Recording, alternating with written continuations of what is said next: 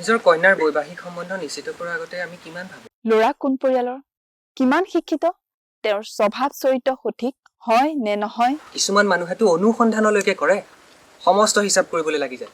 তাৰ পাছতহে গতাই নিজৰ কন্যাৰ হাত কাৰোবাৰ হাতত। কিন্তু আমাৰ দেশখন যেতিয়া আন কাৰোবাৰ হাতত গতাও, তেতিয়া কথাবোৰ ইমান গুৰুত্ব সহকাৰে ভাবি চাওঁনে? ইমানকণ হ'লেও আমি বাছ বিচাৰ কৰোঁনে? আমাৰ নিৰ্বাচন ক্ষেত্ৰখনত কিমানবোৰ আশাবাদীয়ে প্ৰতিদ্বন্দ্বিতা কৰিবলৈ আগবাঢ়ি আহিছে। তেওঁলোক কিমান সৎ, তেওঁলোক সেই পদটোৰ বাবে যোগ্য হয়নে? সকলো দিশতে আমাৰ দেশখন উন্নত কৰিবলৈ হ'লে ভাবি চিন্তি নিজৰ বিবেচনাৰে ভোটাধিকাৰ সাব্যস্ত কৰক। এইখন গণতান্ত্ৰিক দেশ, মানে জনগণৰ দেশ। এইখনেই আমাৰ আপোন ঘৰ। সেয়েতো সকলোৰে দায়িত্ব দেশখন আটোম টোকাৰিকৈ সজাই ৰখাৰ। এই নিৰ্ণয়ৰ দায়িত্ব মোৰ হাতত। এই নিৰ্ণয়ৰ দায়িত্ব আপোনাৰ হাতত। এই নিৰ্ণয়ৰ দায়িত্ব আমাৰ হাতত। আমাৰ হাতত।